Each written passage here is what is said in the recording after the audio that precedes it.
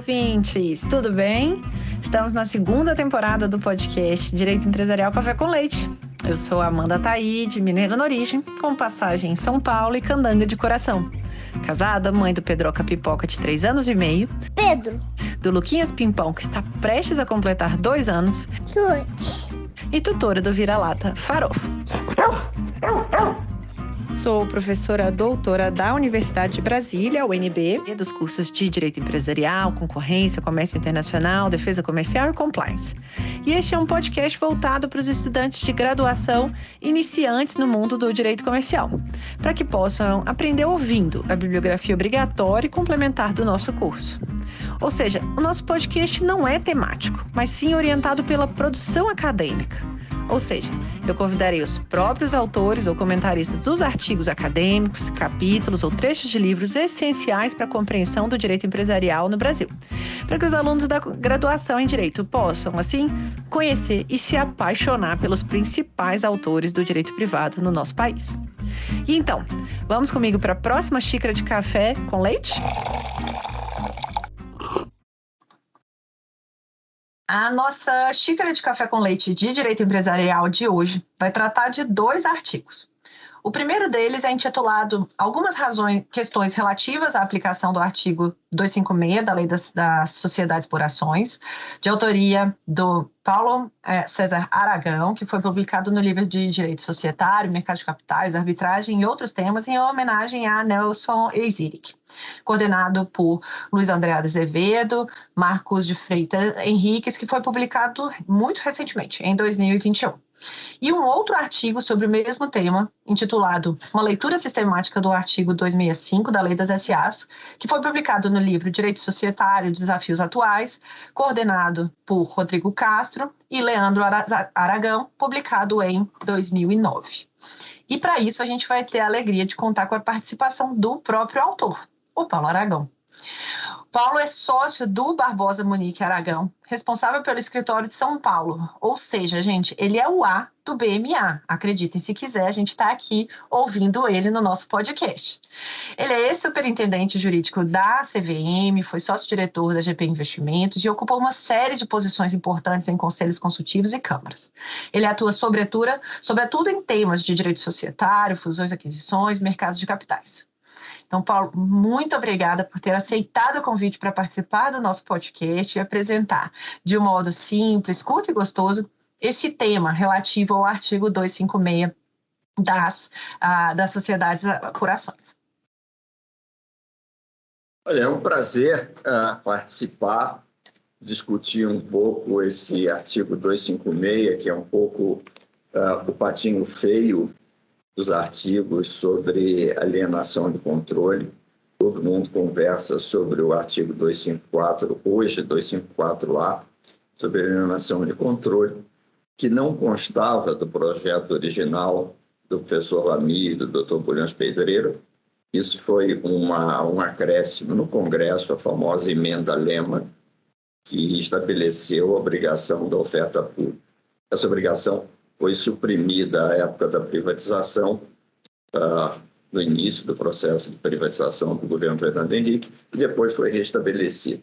Mas o artigo 256 continua lá meio esquecido, assim, e ele me despertou interesse porque, enfim, entra dentro da discussão sobre poder de controle, que é uma discussão central dentro da lei das SA, dentro das sociedades anônimas, ou seja, o poder de dirigir uma sociedade. E poder, como a gente sabe, isso é menos direito societário e mais Max Weber, poder é um conceito de fato, a capacidade de determinar o comportamento de uma outra pessoa, de uma outra entidade. Então, a ideia de como disciplinar o poder de controle, como disciplinar as responsabilidades do acionista controlador, que muito frequentemente não participa da administração, tudo isso representou, a meu ver, uma grande inovação da Lei 6404. E, à época, reconhecida, inclusive, em artigos escritos sobre a lei brasileira em outros países. E aí surge, quer dizer, esse reconhecimento de que o poder de controle representa, enfim, possibilidade de dirigir os negócios da sociedade, tem um valor. E foi esse valor que terminou sendo reconhecido pela lei no artigo 254, e reconhecido, curiosamente, de uma maneira meio paradoxal, ou seja, as ações do controle têm um poder maior e uma responsabilidade maior. A despeito disso, se estabeleceu que se esse poder é, em bom português, pago na transferência de controle, o controlador, em tese, deveria receber um valor adicional, não necessariamente partilhado com os acionistas minoritários que não têm esse poder. A lei seguiu um outro conceito e na reforma que resultou, na reforma de 97, que resultou, perdão, na reforma de 2001, 97, ele foi extinto, que resultou no restabelecimento. De uma certa maneira, o valor desse poder foi reconhecido, estabelecendo que os minoritários teriam direito a 80% do valor recebido pelo controlador. Fazendo a conta de baixo para cima, a diferença entre 80 e 100, ou seja, esses 20%, representam 25% do prêmio. Então, o reconhecimento que as ações dos minoritários valem, por assim dizer, 80%, e as ações do controlador valem mais 25%, foi o reconhecimento pela lei de que o prêmio de controle tem um valor e deve ser reconhecido, mais uma vez, como contrapartida da responsabilidade do acionista controlador. O novo mercado seguiu uma linha diferente, ou seja, estabelecendo que todas as ações têm, em caso de alienação de controle, o mesmo valor. E aí, dito isso, então, surge a questão do artigo 256. Eu não sei se você prefere dividindo um pouco a coisa, porque senão o bate-papo vira conferência. Vamos lá, vamos entender então, para os alunos poderem ouvir a sua visão, Paulo, como que se dá, né, essa compra de controle na prática, né? O que é essa compra de controle que é realizada? O que são e qual é a diferença, né? O que são, na verdade, os conceitos que estão previstos ali no 256 de investimento relevante, de patrimônio líquido, preço de mercado, lucro líquido anual por ação, que são conceitos que estão dentro do 256. Então, se você puder dar uma noção da floresta e depois da árvore também para a gente. Claro. Veja, o artigo 256 tem uma característica importante. Vejam dentro do contexto em que a lei, o projeto de lei, melhor dizendo, foi elaborado. Ou seja, esse era o núcleo dessa seção 6 da lei. Havia no projeto o artigo 255, dizendo, olha, se a sociedade está sujeita à autorização governamental, a alienação de controle também está. E o artigo 256? O que o artigo 256 tem de absolutamente particular? O reconhecimento de que certas operações têm ou podem ter uma relevância tal que justificam que a regra geral de que, e eu vou repetir a palavra de propósito, a administração administra a companhia, tem que sofrer exceções. O conjunto das exceções está sistematizado exatamente na competência privativa da Assembleia. A gente sabe, pelo artigo, pela lei, as competências estabelecidas em lei não podem ser transferidas para outro órgão criados pela lei ou pelo estatuto. Então, no artigo 122, há algumas competências. Olha, isso aqui a administração não pode fazer. No artigo 142, temos algumas coisas que o Conselho de Administração, só o Conselho de Administração pode fazer.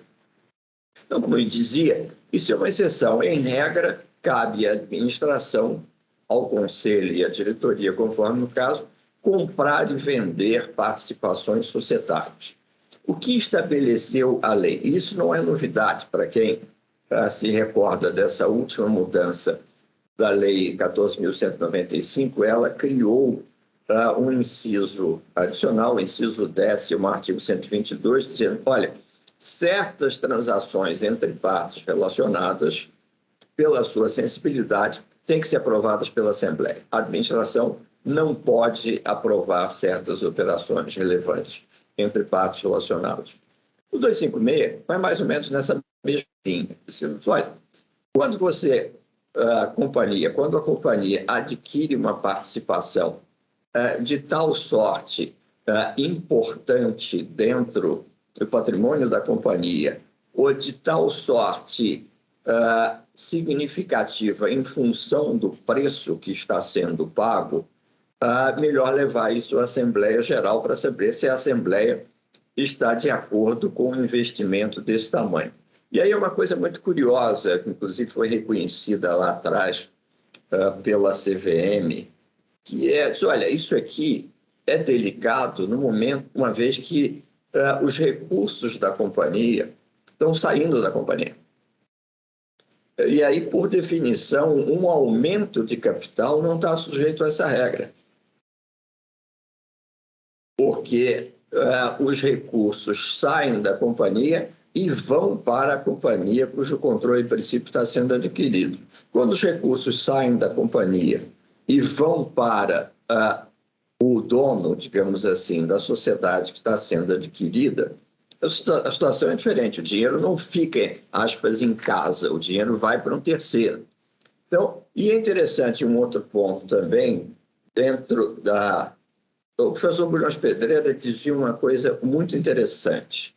95% dos problemas da lei são disciplinados, problemas da vida e da nossa atuação são resolvidos pela leitura atenta da lei.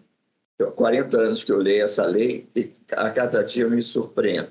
O artigo 256 diz que nós estamos falando da compra do controle. Compra é uma coisa, subscrição é outra e tal. Compra tem um conceito, ou seja, que já vem do direito romano, que supõe res, a coisa, precium, o preço e o consenso.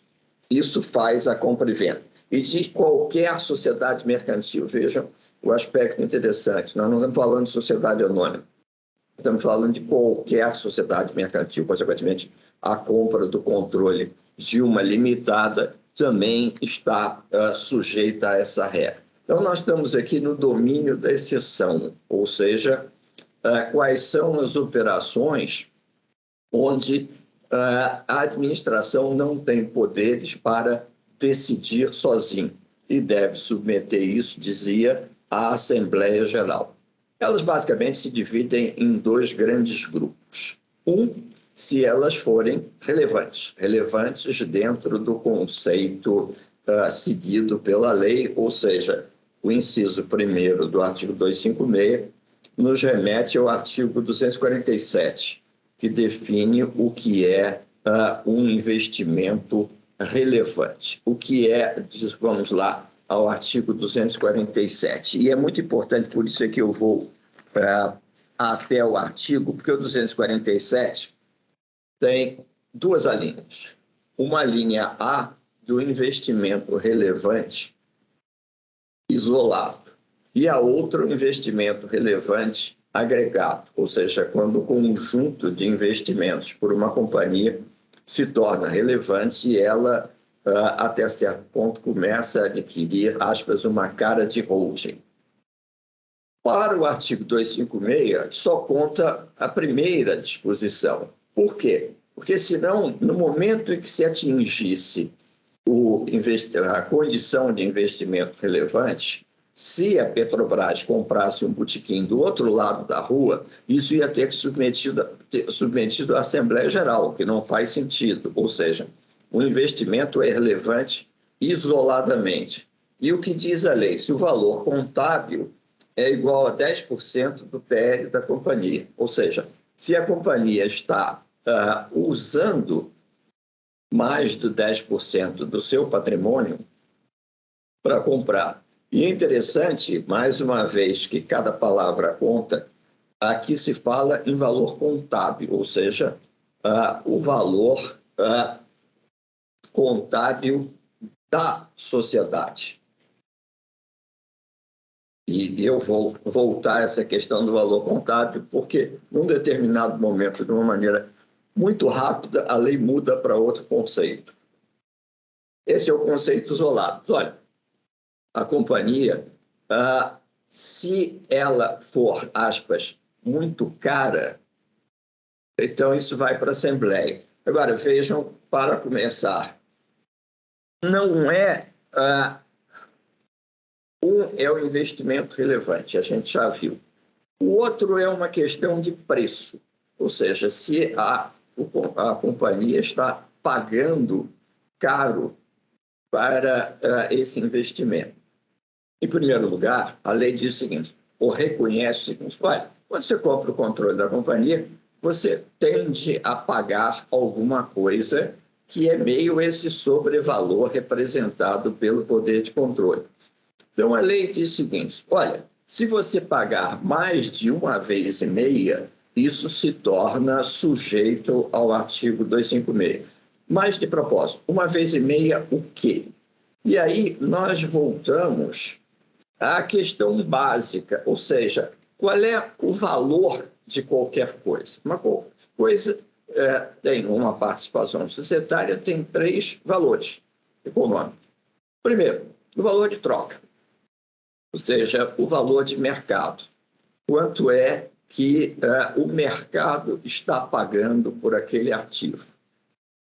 E aí o que diz a lei é o seguinte, olha, vamos ver o valor de mercado, mas não é o valor de mercado no dia ideal, ou seja, para tirar isso da competência da Assembleia. Não, é a cotação média das ações em bolsa, ou se ela não for negociada em bolsa, no mercado de balcão, nos 90 dias anteriores à data da transação. Está implícito aí que se trata de uma compra de controle de uma companhia que tenha cotação em bolsa, senão isto não é aplicável, por definição.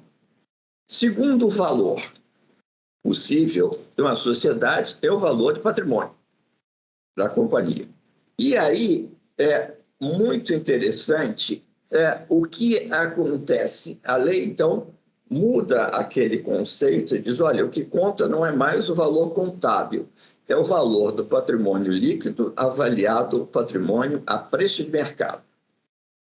Ou seja, qual é o conceito? Ninguém compra a companhia pelo balanço, que, principalmente nessa época, era muito calcado no valor histórico dos ativos, o valor de custo dos ativos. Isso está sendo progressivamente abandonado no sentido de as demonstrações financeiras refletirem o valor justo dos ativos. Mas isso fica para uma outra conversa. E aí a lei, então, como dizia, veja uma coisa interessante, é relevante com base no valor contábil. Mas se a gente está usando patrimônio líquido, então nós vamos usar o patrimônio líquido a preço de mercado.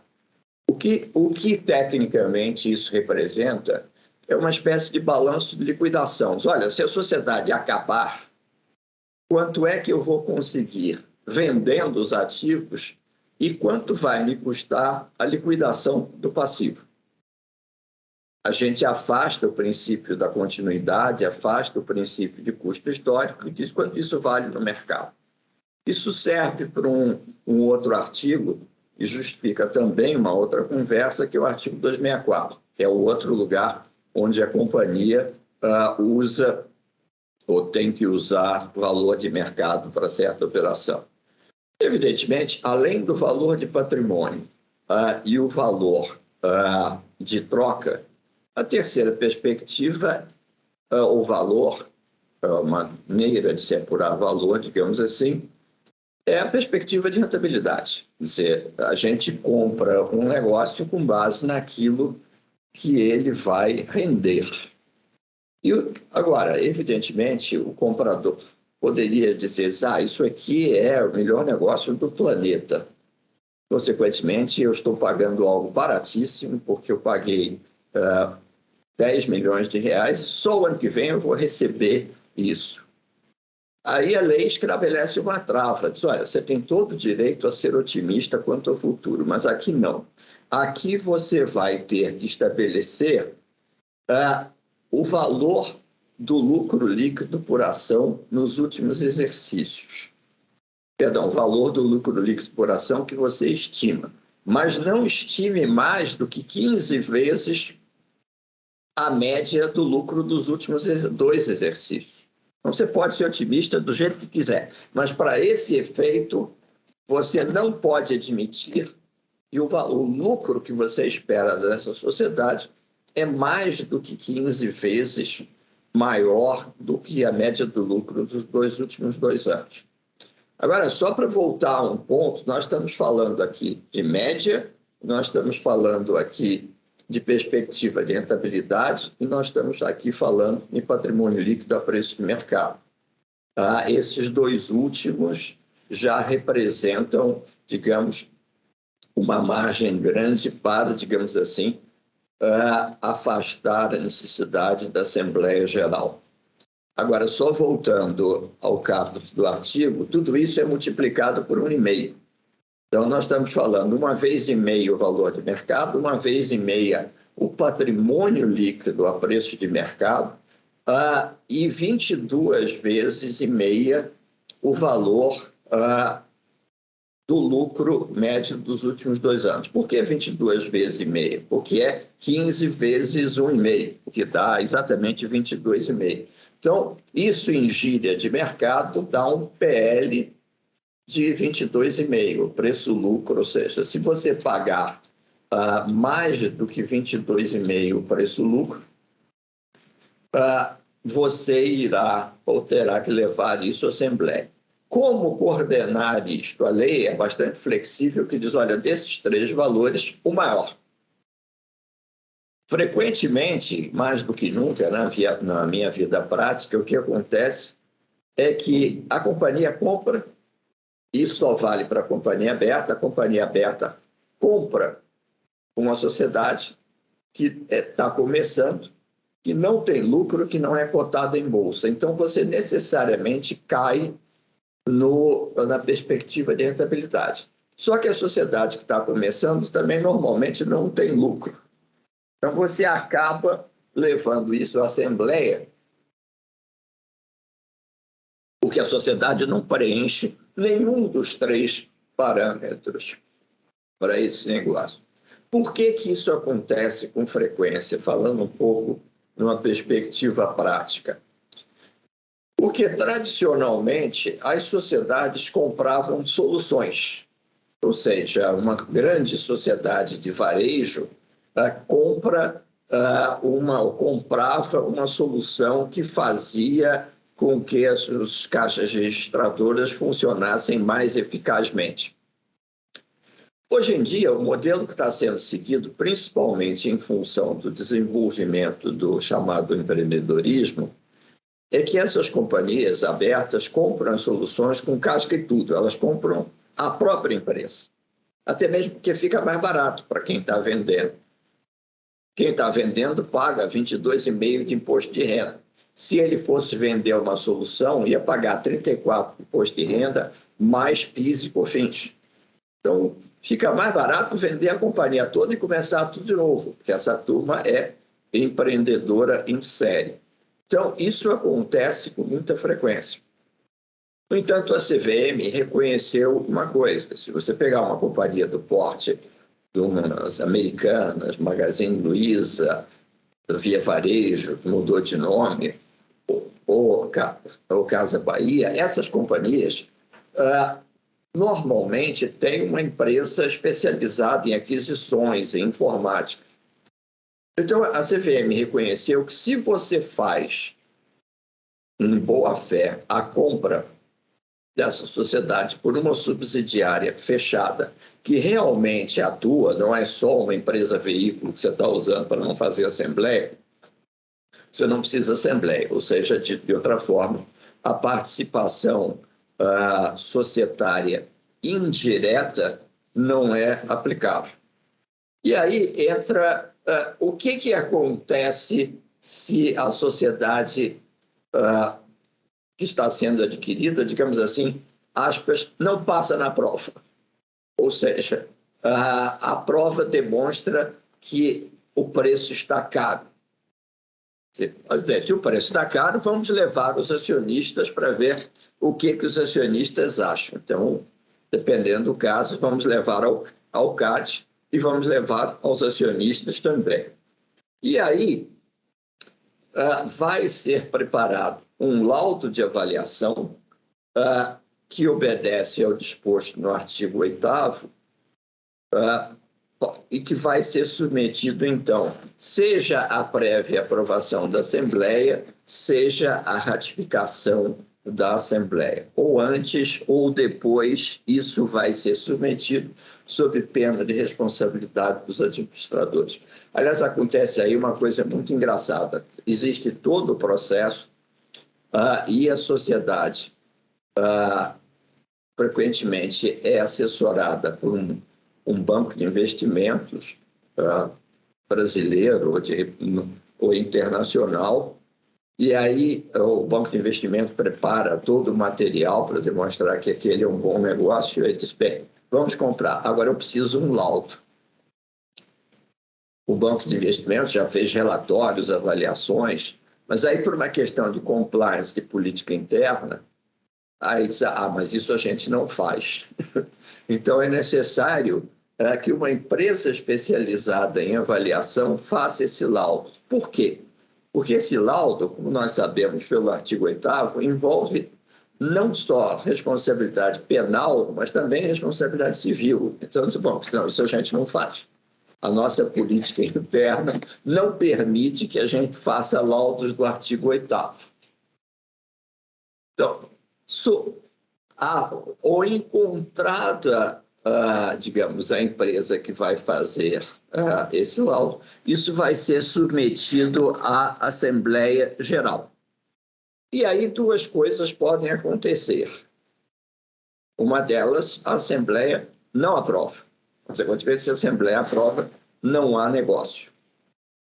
E é importante, na prática, então, que se entende que isso vai ser submetido à Assembleia Geral em empresas que não têm um controle definido. Empresas adquirentes dizia que não tem um controle definido.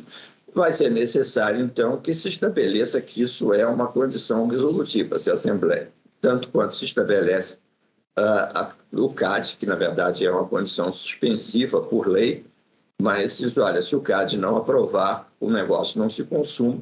Se a Assembleia não aprovar, idem. Mas vamos admitir que a Assembleia aprove, porque a sociedade tem um controle definido e o controlador diz, não, isso é um bom negócio. Aí os minoritários dizem, não, mas eu acho que não é um bom negócio, digamos assim. Consequentemente, diz a lei, aí os minoritários têm direito de retirada. E é interessante o sistema da lei, que às vezes fica esquecido. Todo mundo diz, o direito de retirada, vamos correndo lá para o artigo 136. Só que há uma série de outras hipóteses de direito de retirada espalhadas pela lei que são particularmente relevantes. Um ponto importante, ou seja, isso não é, como se brinca, não é também license to kill. A aprovação da Assembleia não afasta, claro, o questionamento judicial, o questionamento administrativo da CVM quanto à atuação dos administradores, ressalvada a famosa Business Judgment Rule, quer dizer, não cabe ao Poder Judiciário discutir se está caro ou se está barato. A discussão no Poder Judiciário e na arbitragem é essencialmente uma discussão de processo, ou seja, se a administração atuou de forma informada, refletida e desinteressada. Não cabe ao Poder Judiciário definir se, o supermercado aqui da esquina compra biscoito barato ou caro, porque, por definição, ninguém seria administrador de sociedade, até porque, se o Poder Judiciário admitindo duas companhias, se o Poder Judiciário reconhecer que o biscoito está barato, isso significa que o administrador da sociedade que fabrica biscoito atuou mal. Se o biscoito está caro, isso significa que o administrador da sociedade que compra biscoito atuou mal. Efeito prático, ninguém ia ser administrador de sociedade, porque você ganha lucro fazendo operações boas melhores do que as não tão boas. Esse é o sistema básico do artigo 256, ou seja, vamos levar à Assembleia alguma coisa que é presumivelmente cara, com base no laudo de avaliação. Se a Assembleia aprovar, malgrado ser caro, o acionista minoritário tem direito de recesso. Esse é, enfim, no tamanho do nosso café com leite, uma análise do 256. Maravilhoso. A gente tem, então, uma transferência excepcional, né, de competência, basicamente, dos administradores para os acionistas, com uma situação específica que pode, né, causar aí uma maior sensibilidade na SA. E aí, uma última pergunta que eu queria fazer. Como é que tem se posicionado a jurisprudência da CVM a respeito do tema? Quais operações, né, que pela sua experiência estão ou tendem a estar ou a não estar sujeitas à regra do 256, e já considerando que é o patinho feio, né, que você mencionou, o pessoal lembra mesmo, assim, essa regra, ela é verificada na prática? Como que funciona? No início, não lembrava. No início, enfim, era muito comum a gente estar na discussão e dizer assim, e a Assembleia do 256, quando a gente estava vendendo a companhia? Eu disse, sim, a Assembleia do 256. E aí você via aquele ar de uma certa surpresa, etc. Não, mas o Conselho já aprovou. Disse, olha, talvez não baste. Por que isso é importante? Porque a própria companhia, a própria sociedade que está sendo vendida, é que deveria ter essa preocupação de fazer a análise para saber se ela está sendo vendida com a Assembleia do Comprador ou sem necessidade da Assembleia do Comprador. O outro ponto é essa que eu mencionei, essa questão da alienação, ou melhor, da aquisição indireta. E o terceiro ponto importante, há mais um, mas o terceiro ponto importante é que o artigo 256 não afasta a aplicação do artigo 254. Esse talvez seja o último relevante. Ou seja, 254A agora. Não apenas isso vai ser submetido à Assembleia. Agora, se a companhia que está sendo vendida é uma companhia aberta também, isso significa que vai ser necessário fazer uma oferta pública para todos os acionistas. Então, os acionistas da compradora têm direito de recesso. Os acionistas da vendedora, cara ou barata a operação, com ou sem assembleia, terão direito, se aberta a companhia, a uma oferta pública. O outro ponto, que não diz apenas respeito ao artigo 256, acaba tendo aplicação também no artigo 254, é a questão do patrimônio líquido a preço de mercado. Essa é uma questão um tanto ou quanto delicada, e a CVM tem se debruçado sobre ela, porque em muitos casos, principalmente hoje em dia, com a alta tecnologia, você tem ativos que não estão registrados na companhia, são ativos ou que estão registrados ao custo de criação, ativos intangíveis.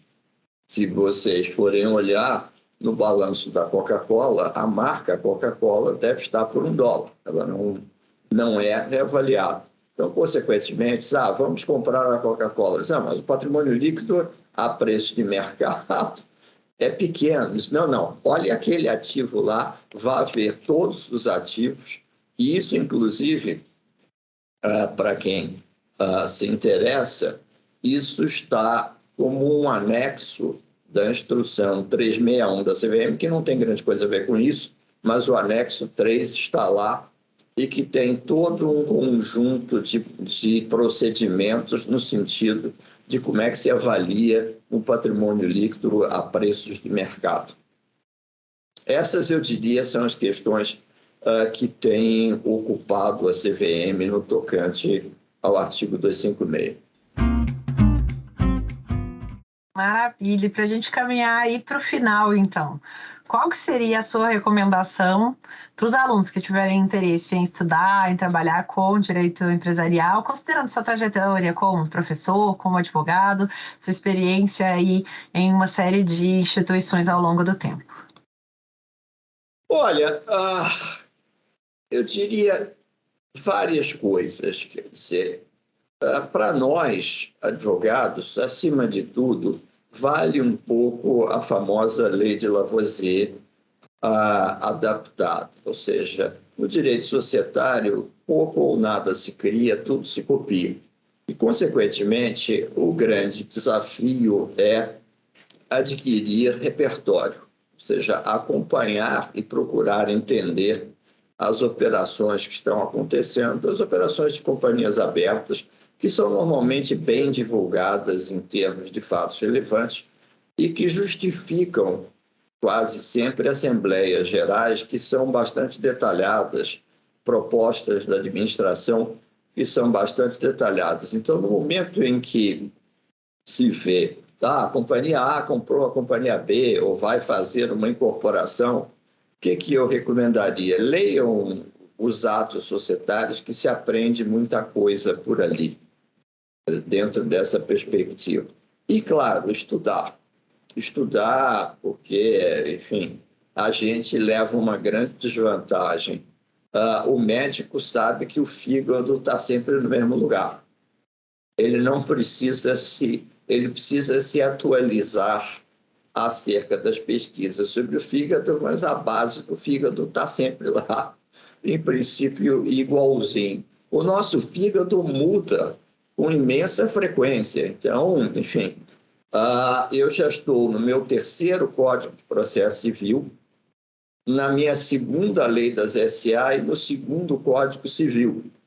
Consequentemente, um belo dia você descobre que não temos mais aquele Código Civil de 1916, temos um novo com menos mérito do que as pessoas imaginam, mas toda sorte. Ou pior, na nossa área, quer dizer, e também sempre dizia um amigo meu, com muita graça, que a lei básica da burocracia brasileira é que no Brasil o governo só mexe naquilo que está dando certo, e aí para de dar. Nós, desde 1912 ou por aí, trabalhávamos com o decreto 3.708, a limitada, que tinha um acervo jurisprudencial de altíssima qualidade, todo mundo sabia o que podia fazer, o que não podia fazer, e aí vamos colocar dentro da lei ou do Código Civil. O resultado, a lei limitada parou de funcionar, porque a regulação da limitada dentro do Código Civil, enfim, é um pouco pior do que péssima, por aí afora.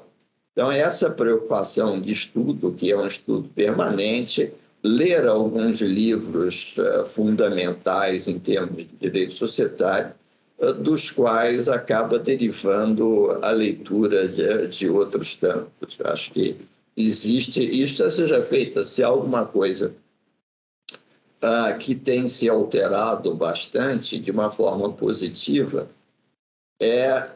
o fato de que até algum tempo atrás a bibliografia de direito societário era razoavelmente escassa. Subitamente, e dando mérito a quem merece tê-lo, uma específica editora resolveu investir em publicações de direito societário, que é a Cartier Latam, e fez um acervo de trabalhos da melhor qualidade. Não necessariamente todos iguais, mas há livros muito bons e com um espectro de pesquisa bastante largo e que nos leva via bibliografia, a outros tantos trabalhos conforme o tema. Enfim, estudo é algo que, como diz, eu aprendi isso por acaso, num posto de gasolina no interior dos Estados Unidos, que eles dizem, já traduzindo, que sucesso não é um destino, não é um ponto de destino. Sucesso é uma jornada, é um negócio que você tem que construir todo dia e não para. Então, realmente, a recomendação seria, olha, muito estudo, acompanhamento dos casos e, basicamente, a regra absolutamente intransponível. Estude e acompanhe alguma coisa que você gosta de fazer, porque senão realmente não vai funcionar. E nesse sentido, fazendo gancho já, né? Qual que seria a recomendação de leitura, assim, para aqui para o podcast? Quem que você gostaria de ouvir numa segunda temporada do podcast? Um livro essencial, algum autor que tenha te marcado? Quem que você gostaria que eu tivesse a alegria aqui de entrevistar? Vários que morreram, o que torna isso um pouco difícil, etc. Tal. Mas entre os que estão disponíveis, eu acho que eu dividiria com vocês uma história que, quando eu fiz o concurso para a CVM, foi um concurso curioso, porque estabelecia uma regra ao contrário do normal. Pesquisa livre. Era alguma coisa tipo concurso em alguns lugares ainda, de titularidade. Você pode levar o que você quiser para pesquisar, com a única diferença é que você não tinha divisão entre tempo de pesquisa e tempo para escrever. Você podia... o limite era o que você pudesse carregar. Todo mundo, então, se preparou para uma prova. A prova durava 6 horas. Todo mundo se preparou para questões da maior complexidade, etc. Tal. O professor Lamy entrou na sala e disse, bom dia. O tema da prova é capital social. Os senhores têm 6 horas. Boa prova. E foi embora. Por quê? Porque a lei inteira gira em torno de capital social. E aí eu diria que, no tocante a capital social, nessa linha, 2 livros de 2 autores, grandes amigos. O livro de Capital Autorizado, do professor Zé Alexandre Tavares Guerreiro, que é um livro pequeno, mas extremamente profundo. E o outro, o livro do professor Mauro Penteado sobre aumento de capital, que analisa com extrema profundidade, ele foi reeditado há pouco tempo,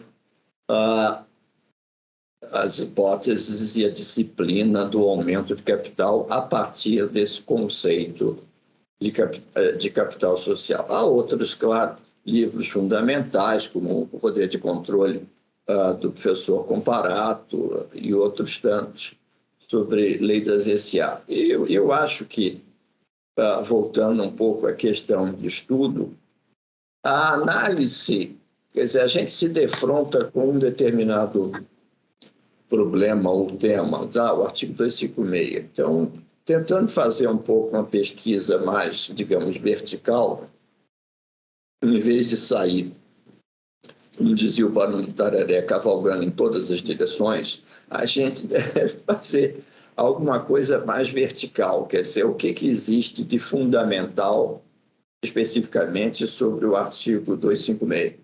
O que existe de fundamental acerca de direito de retirada? Como é que eu sempre pesquisei isso, principalmente na minha encarnação anterior, quando eu achava que eu ia ser processualista quando crescesse, na época que eu escrevia livros sobre processo civil, e até hoje me perguntam se eu sou parente do professor Paulo César Aquão, que escrevia livros sobre processo civil. Eu procurava um determinado livro, ou seja, alguém que me desse o norte da pesquisa, um livro de um autor consagrado, reconhecido e com uma boa bibliografia. A gente tem que começar de algum lugar. Então, hoje eu diria, quer dizer, qual é o lugar de começar? Muito provavelmente o livro Lamy Bulhões, O Direito das Companhias. Então, eu estou interessado em estudar grupos societários. Vamos começar por ali. Dali, eventualmente, eu sairia para comentários. Existem vários comentários, o comentário do professor Carvalhosa, o comentário do professor Ziric, e o comentário de um outro juiz ou desembargador aposentado, que é menos conhecido, mas que é extremamente interessante, que é o Valdeci Lucena. São 3 volumes realmente bastante grandes, profundos, acerca da lei das SA. E é uma coisa que é pouco conhecida, mas diziam o professor Lamy e o professor Bulhões Pedreira, que o objetivo deles não foi mudar tudo. Então, há muita coisa que, se nós formos olhar, é muito parecido, se não praticamente idêntico ao sistema da lei das SA. E aí, eu não diria muita coisa, mas há alguns trabalhos escritos ainda na vigência do Decreto-Lei 2627 que merecem uma releitura. Os comentários do Trajano Miranda Valverde, os comentários do ministro Cunha Peixoto, ainda merecem uma leitura, com a vantagem de que, como se trata de lei revogada, são baratos no estante virtual. E vale a pena ter. Tá? E, claro, algumas desses livros a gente sai, dependendo do tempo e da disposição para pesquisa, para monografias. Maravilha! Recomendações anotadas. Vou fazer meu melhor esforço para tentar convidar esses autores para a gente ter aí na 3ª temporada. Nas próximas temporadas vai ser uma enorme honra. E com isso, então, a gente conclui a nossa conversa, a nossa xícara de café com leite, aprendendo aí sobre um tema tão denso que é esse artigo 256 da Lei das SAs, entendendo a razão dele de ser. Paulo, muito obrigada pela sua presença, por ter aceitado o convite para participar. E por hoje é só, então a nossa xícara de café com leite foi devidamente tomada, de um modo gostoso, como num café da manhã aqui com o Paulo. Até a próxima. Obrigada, Paulo. O prazer foi todo meu. Muito obrigado, bom dia para todos e todas.